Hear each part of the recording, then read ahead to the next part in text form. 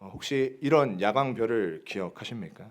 이 야광별의 원리는요, 빛을 저장했다가 서서히 내보내는 인광의 원리인데, 낮에 빛을 한껏 받았다가 혹은 형광등을 켜놓았을 때 빛을 한껏 받았다가 불이 꺼지면, 빛이 사라지면 받았던 빛의 자극을 서서히 내보내는 원리로 이루어진 물품이 바로 저 야광별입니다. 요즘에는 잘 붙이는지 모르겠는데 저 야광별이 한국에 들어온 게 찾아보니까 80년대 후반에서 90년대쯤에 저 물품이 들어왔다고 하더라고요. 그래서 아마 청년분들은 부모님들께서 방에 붙여주셨던 기억이 있을 것 같고, 장년 성도님들께서는 내 방에 혹은 자녀의 방에, 손주의 방에 붙여주신 경험이 있을 것 같습니다. 제가 어린 시절에도 제 방이 처음 생겼을 때 아버지가 저 천장에 별을 붙여주셨던 기억이 있습니다. 아무래도 어린 아들이 혼자 밤에 방에 있을 때 두렵지 말라고, 무섭지 말라고 붙여주신 것이겠죠. 사실 이처럼 야광별의 목적은요, 어두운 밤에 무섭지 말라고 붙이는 것이거나 혹은 분위기를 내기 위해서 이쁘니까 붙이겠죠. 그런데 가끔 이 빛이 너무 이쁘고 좋아서 제 경험인데, 낮에도 이제 커튼을 치고 그 빛만 보고 그 빛 밑에서 무언가를 했던 경험들이 있습니다. 책도 읽고 재미난 것들을 했었던 기억이 있습니다. 근데 지금 생각해 보면 참 어리석은 일이죠. 그 저 조그만 빛을 보면서 책을 본다면 눈이 얼마나 나빠지겠습니까? 근데 그것도 모르고 그냥 저 빛이 너무 좋으니까, 저 빛이 제 세상의 전부 같으니까 저 빛 밑에서 공부도 하고 놀기도 하고 했었던 것인데, 뭐 우리의 경험이냐, 경험이야, 뭐 이런 좋은 추억으로 남겠지만, 만약에 우리의 신앙마저 저런 상태라면 어떨 것 같으십니까? 저 빛을 의지하느라 진짜 빛을 보지 못하고 있다면 그것은 절망적인 상황이 아니겠습니까? 우리 사실을 기억하면서 본문을 같이 보기를 원합니다. 오늘 우리가 함께 읽은 본문에는요, 겟세마네 동산에서 예수님이 잡혀가시는 이 내러티브, 이 스토리가 담겨 있습니다. 먼저 이 본문의 1절과 2절은요, 굉장히 중요한 정보를 제공하는데, 이 정보가 오늘 본문 전체를 읽는데 굉장히 중요한 키포인트의 역할을 합니다. 먼저 1절을 보면요, 예수님이 이 말씀을 하시고 제자들과 함께 기드론신의 건너편에 있는 동산으로 갔다, 이렇게 성경은 이야기하고 있습니다. 그러면 예수님이 마치신 이 말씀은 무엇일까요?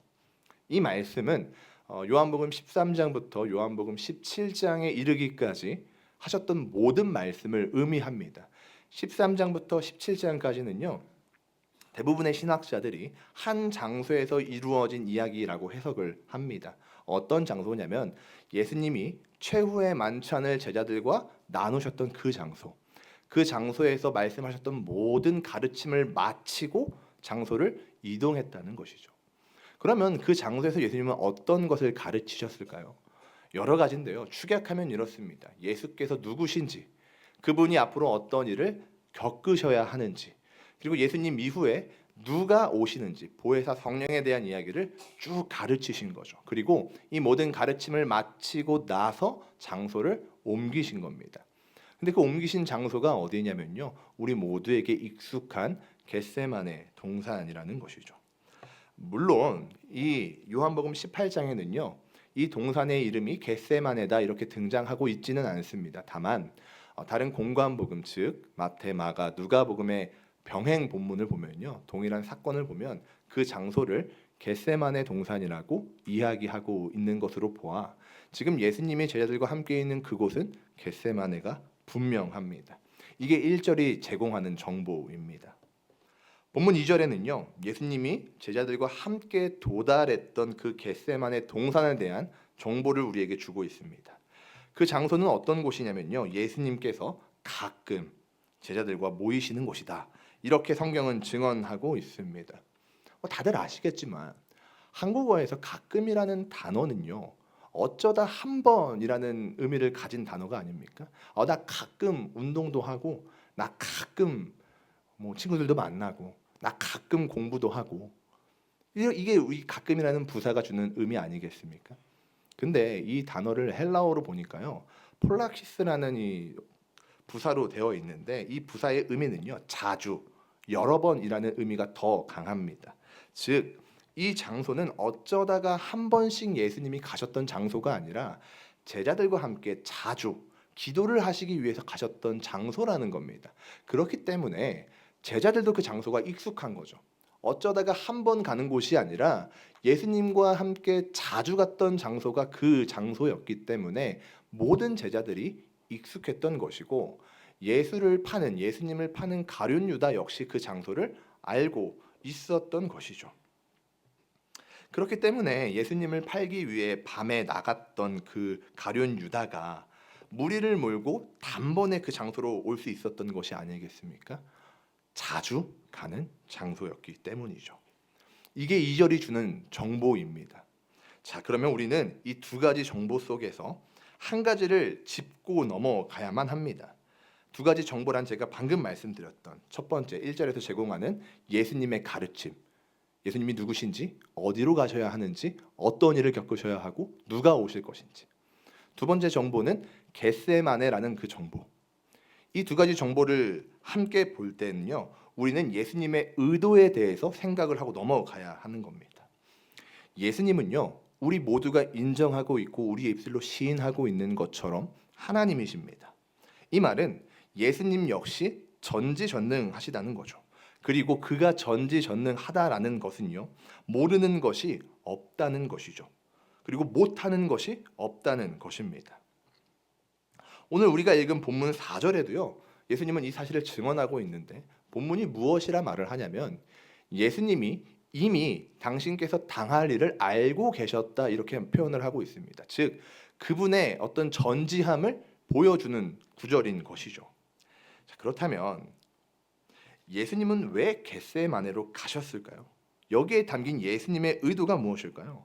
이게 굉장히 중요합니다. 예수님은 완전한 하나님이시지만 동시에 완전한 사람으로 오셨기 때문에 십자가에 달리셔야 하는 것이 굉장한 부담이고 두려움이었습니다.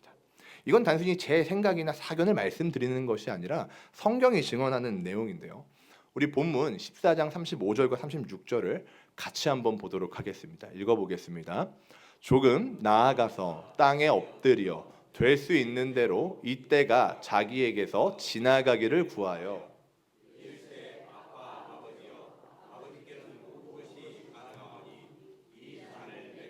옮기시옵소서.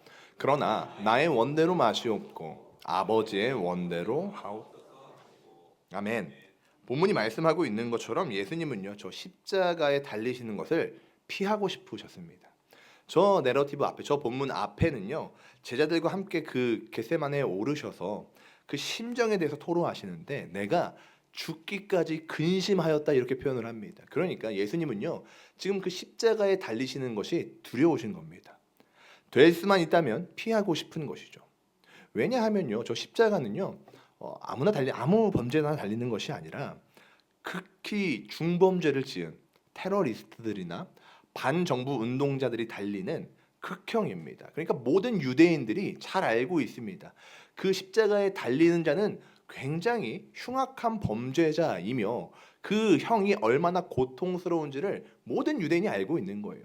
예수님 역시 유대인이시니까 잘 아시는 거죠. 그래서 그 십자가에 달리시는 것이 두려우셨습니다. 자, 그러면 여기서 우리가 한 가지 의문이 생깁니다. 예수님은 십자가에 달리시는 것이 두려우셨고 반면에 모든 것을 알고 계셨습니다. 그럼 이 겟세마나에 오르지 않으시면 모든 문제가 해결되는 것이 아닙니까? 십자가의 형을 피하고 싶으셨고 겟세마나에 오르면 잡혀가시는 걸 알고 계셨는데 겟세마네에 올라가면 가룟 유다가 무리를 몰고 예수님을 체포하러 오실 것을 알고 계셨는데 왜 예수님은 겟세마네에 오르셨을까요? 그것은 뒤에서도 말씀드리겠지만 자발적인 순종을 위함입니다. 예수님은 오직 성부 하나님께 자발적으로 순종하시기 위해서 모든 것을 알고 계심에도 그리고 당신께서 당하실 일이 극히 두려우셨음에도 불구하고 겟세마네 동산에 오르셨던 것이죠. 자, 이어서 본문 3절을 보면요, 예수님이 모든 것을 다 알고 계심에도 제자들과 겟세마네에 오르셨고 때가 되어 가룟 유다가 무리를 이끌고 예수님을 잡으러 옵니다. 본문을 보면요, 예수님 한 사람을 잡기 위해서 엄청난 무리가 동원되는 것을 볼 수가 있습니다. 성경은 대제사장들과 바리새인들로부터 얻은 아랫사람들, 이것은 노비라는 표현보다는요, 그들 밑에서 일하는 일꾼들을 의미하는데, 그 아랫사람들과 함께 누가 동원이 되냐면 군대가 동원이 됩니다. 여기서 군대라는 단어는요, 헬라어로 스페이라라는 명사인데 로마 군단의 10분의 1에 해당하는 군대를 의미합니다. 로마는 한 군단에 6천 명의 사람들이 투입이 되어 있는데 10분의 1이면 600명의 군인이 투입이 된 것이죠. 근데 뭐 학자들마다 이것을 해석하는 방법은 좀 다릅니다. 왜냐하면 겟세마네 동산이라는 그 장소적인 한계 때문에 600명이 과연 수용할 수 있느냐에 대한 논의가 있기는 한데, 어쨌든 분명한 것은요, 예수님 한 사람을 잡기 위해서 수백에 달하는 수많은 사람들이 동원이 되었다는 거죠. 게다가 그 수많은 무리들은요, 맨손으로 예수님을 잡기 위해 온 것이 아니라 각자 의지하는 것, 자신들에게 익숙한 것을 들고 오는 것을 보게 됩니다. 이게 참 흥미로운데요. 먼저 오늘 요한복음의 본문을 보기 전에 다른 복음서 본문과 이 부분을 비교해서 보면은 좀 더 좋을 것 같습니다. 다 읽어보기에는 좀 힘들 것 같고요. 제가 지금 저 위에부터 마태복음, 마가복음, 누가복음의 말씀인데요, 동일한 사건을 지금 기록한 본문입니다. 제가 노란색으로 하이라이트를 쳐서 왔는데, 그들은 손에 무엇을 들고 왔냐면요, 칼과 몽치, 검과 몽치 이렇게 기록이 되어 있죠. 물론 우리 개역 개정에는요, 칼과 검을 분리해서 해석을 했는데 헬라어 원어를 보면요, 동일한 단어입니다. 동일한 명사를 사용하고 있는데 마카이라라는 명사로서 동일한 칼을 의미합니다. 그러니까 지금 이 무리들은요, 칼과 곤봉으로 보이는 두꺼운 나무로 만들어진 나무 막대기를 들고 예수님께 온 겁니다. 그러니까 마치 전쟁이라도 할 것처럼 무기를 들고 예수님께 찾아온 것이죠. 왜냐하면 그들은 예수라는 그 인물에 대한 두려움도 있었고요. 당시에 예수님이 워낙 지대한 영향력을 미쳤던 분이시기 때문에 예수님을 체포할 경우에 주변에 있는 무리들이 폭동을 일으킬까 봐 이런 익숙하고 무시무시한 무기들을 가지고 온 겁니다. 게다가 수백 명을 동원해서 예수님께 나오는 것이죠. 그런데 오늘 요한복음을 보면요, 조금 특이합니다. 다른 복음서랑은 좀 다르죠. 우리 본문 3절을 같이 한번 읽어보도록 하겠습니다. 읽겠습니다. 유다가 군대와 대제사장들과 바리새인들에게서 얻은 아랫사람들을 데리고. 아멘. 요한복음에도 무리가 무기를 가지고 왔다고 이야기하고는 있습니다. 그런데 이 요한복음의 저자는요, 저 무기가 무엇인지에 대해서는 설명을 하지 않습니다. 이것은 다시 말하면요, 요한복음의 저자는 그들이 들고 온 무기 자체에는 별로 지금 관심이 없다는 겁니다. 대신에 요한복음은 다른 복음서가 주목하지 않는 부분을 주목하고 있는데, 그것이 뭐냐면 바로 빛입니다. 다른 복음서를 보면요, 빛에 대한 이야기는 등장하지 않습니다. 횃불이나 등을 들고 왔다는 이야기는 존재하지 않죠. 근데 요한복음은 등과 횃불을 가지고 왔다, 이렇게 이야기하고 있습니다. 그런데 사랑하는 성도님들, 겟세마네에 예수님이 오르신 때가 언제냐면요, 밤입니다. 오늘이야 밤에 길을 돌아다녀도 가로등도 있고요, 상가 빛도 있고요, 아파트나 주변 빌라들로부터, 집들로부터 나오는 빛들이 있기 때문에 그렇게 어둡지가 않습니다. 혹시 저희 성도님들 중에서 밤에 편의점 갈 때 이 후레쉬 들고 가시는 분 계십니까? 없으실 거예요. 왜냐하면 저희는 다 서울에 살고, 서울은 적어도 늦은 밤이 돼도 환하거든요. 빛이 존재하거든요. 근데 저 때가 언제입니까? 약 2000년 전입니다. 빛이라고는 밤에 하늘에서 비춰주는 달빛밖에 없지 않겠습니까? 우리가 굳이 2000년 전을 생각할 필요도 없이요, 오늘날도요, 어두운 그 시골 작은 마을을 가면요, 굉장히 어둡습니다. 밤에 나가면 아무것도 보이지 않죠. 저희 외할머니께서 지금 당진에서 살고 계시는데, 당진 오공리거든요. 그 오공리는요, 밤에 나가면요 아무것도 없습니다. 가로등도 없고요, 빛이 없습니다. 깜깜하죠. 지금도 그런 곳에 가면요, 밤에 의지할 곳은 달빛밖에 없습니다. 그런데 그런 그들이 이 깜깜한 밤에 일을 하려면, 어디를 가려면 당연히 이 빛을 들고 가야 되지 않겠습니까? 게다가 그 당시에 뭐 후레쉬가 있었겠습니까? 무엇이 있었겠습니까? 그 당시에 빛을 낼 수 있는 횃불, 등불, 이거를 들고 움직이는 건요 사실 너무 당연한 겁니다. 밤에 이동하기 위해서 이거를 들고 다니는 건 굳이 언급할 필요 없이 너무 당연하다는 것이죠. 아마도 다른 공간복음서 저자들은 너무나도 당연한 이야기이기 때문에 이 등과 횃불을 굳이 적어 놓지 않았을 겁니다. 그런데 왜 요한복음은 이 등과 횃불을 굳이 언급하고 있을까요? 심지어 이 횃불과 등불은요, 물론 이 헬라어로도 다른 단어이긴 한데 불의 크기의 차이일 뿐 동일하게 횃불로 해석이 되기도 합니다. 그러니까 다시 말하면 요한복음 저자는 굳이 비슷한 의미의 두 개의 단어를 언급하면서까지 이들이 빛을 가지고 나왔다, 이거를 지금 강조하고 있는 것이죠. 그럼 도대체 왜 그들은 빛을 가지고 온 것이고 왜 요한복음 저자는 이 사실을 주목하고 있을까요?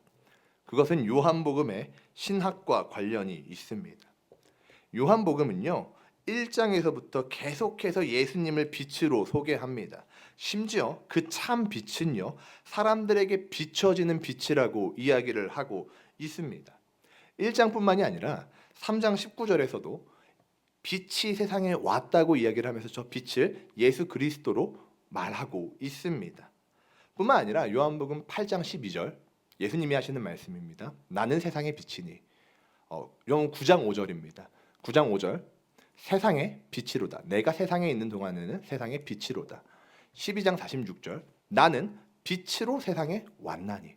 그러니까 예수님도요 지금 계속해서 스스로를 빛이다 이렇게 이야기를 하고 있는 것이죠. 예수님은요 직접 스스로를 빛으로 칭하시기도 합니다.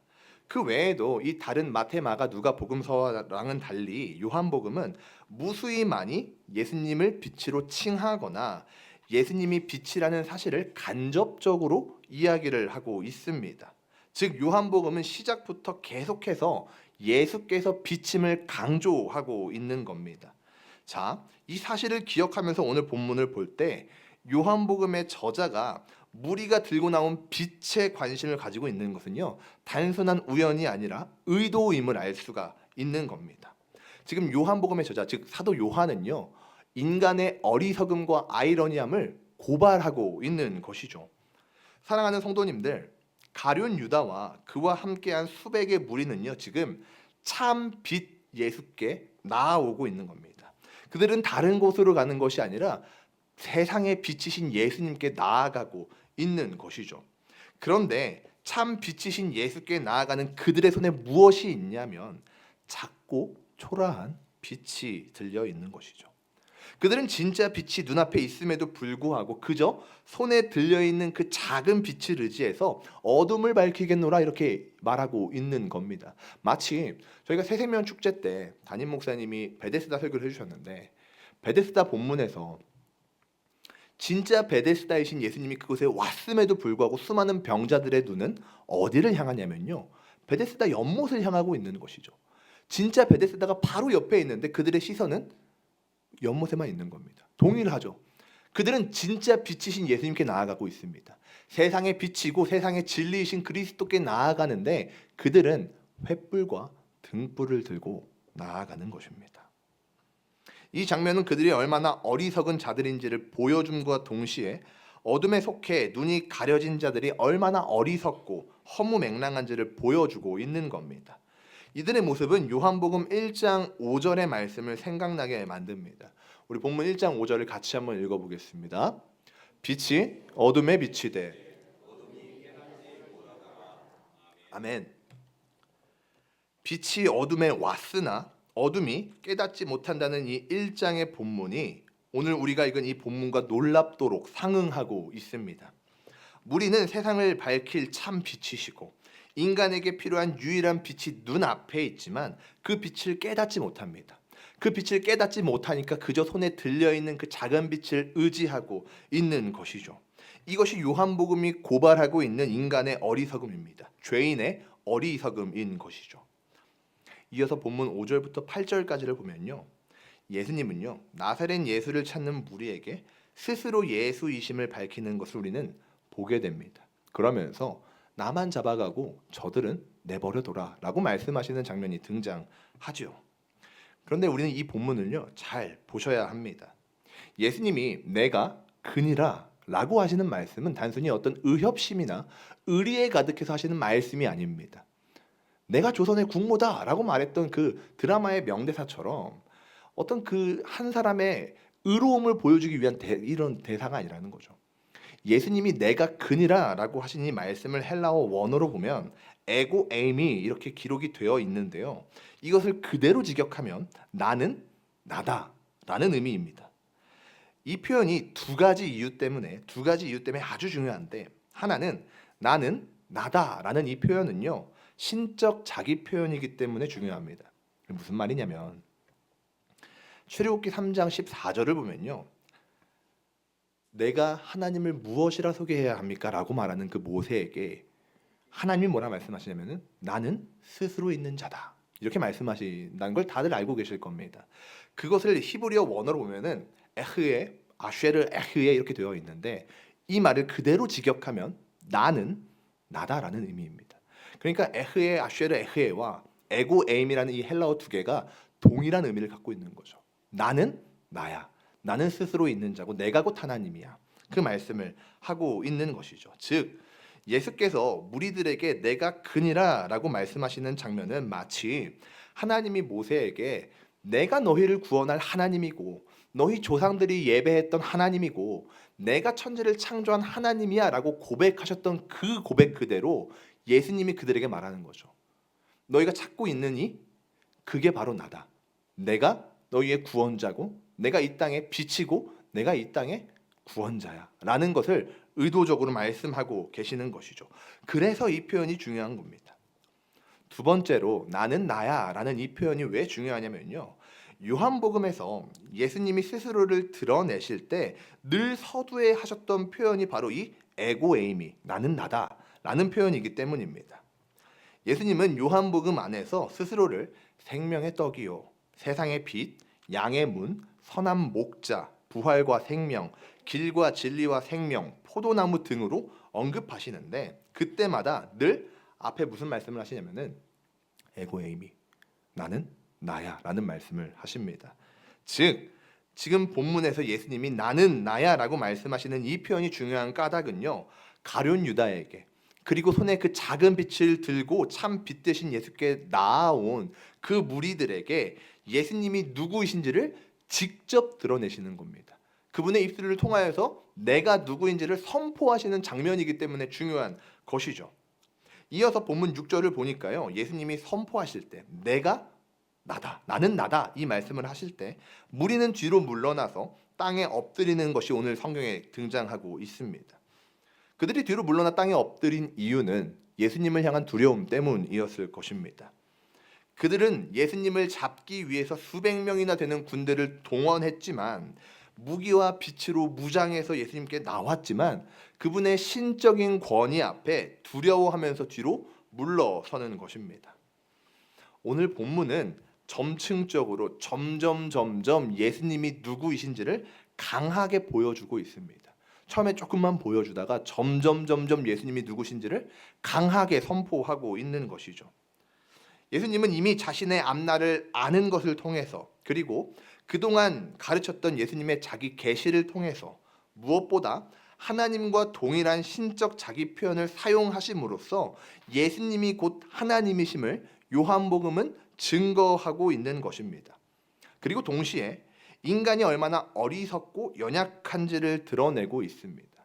스스로가 마치 의로운 자인 것처럼, 거룩한 자인 것처럼 불을 들고 무기를 들고 예수님께 나아왔지만 예수님의 말씀 한마디에 그들은 예수 앞에 무릎 꿇게 됩니다.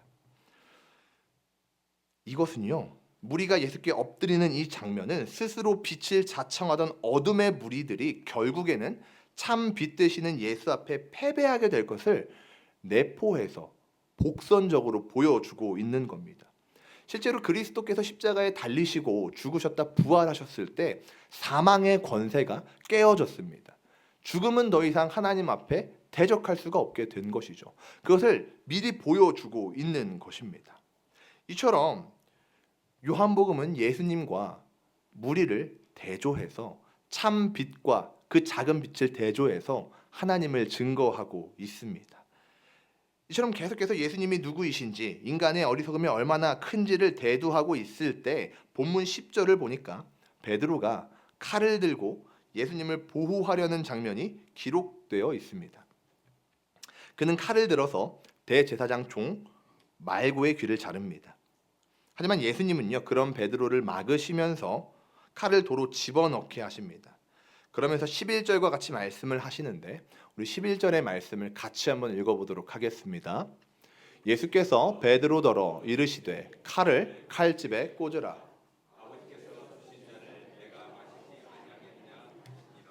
아멘. 예수님은 베드로에게 칼을 거둘 것을 명령하십니다. 그리고 아버지께서 주신 잔을 마셔야 한다고 말씀하시죠. 여기서 예수님이 말씀하시는 이 잔이란 하나님의 진노를 비유하는 표현입니다. 구약 시대부터요, 하나님의 진노를 잔에 비유합니다. 그리고 그 잔을 마시는 것, 그러니까 하나님의 진노를 마시는 것을 하나님의 심판으로 비유했었습니다. 즉 예수님이 아버지께서 주시는 잔을 내가 마셔야 한다 이 말씀을 하시는 것은요, 내가 아버지의 진노의 심판을 받아야 한다 이것을 말씀하고 계시는 것이죠. 여기서 대속의 개념이 등장하는 겁니다. 사실 저 잔이 누구를 위한 잔입니까? 저 잔이 누구를 위해 준비된 잔이며 저 잔을 누가 마셔야 하는 겁니까? 바로 죄를 지은 모든 사람들인 것이죠. 저 잔은 예수님의 것이 아니라 죄를 지은 모든 인류의 것입니다. 즉 다시 말하면 저와 성도님들의 것입니다. 그 잔을 우리가 마셔야만 하는 것이죠. 그리고 우리가 영원한 심판에 놓여야 하는 것입니다. 그런데 하나님께서는 그 하나님의 백성들을 구원하시기 위해서 구원의 방책을 만드시는데 그게 누구냐면요. 그게 무엇이냐면 저 진노의 잔, 하나님의 심판을 대신 감당할 누군가를 보내시는 거죠. 근데 그 값을 누구만 치를 수 있냐면요. 하나님만 치를 수 있습니다. 왜냐하면 하나님만이 의로우시기 때문이죠.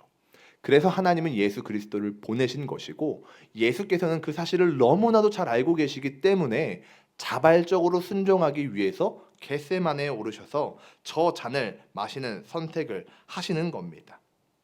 여기서 앞서 말했던 모든 것을 알고 계심에도 불구하고 또 십자가에 달리시는 것이 두려움에도 불구하고 겟세마네 동산에 오르신 이유가 등장합니다. 예수님은 지금 저 하나님께서 준비하신 그 잔을 마시기 위해서 모든 걸 알고 계시지만 모든 것을 알기에 더욱 두려우시지만 겟세마네 동산을 오르신 것입니다. 자발적으로 겟세마네 동산에 오르신 것이죠.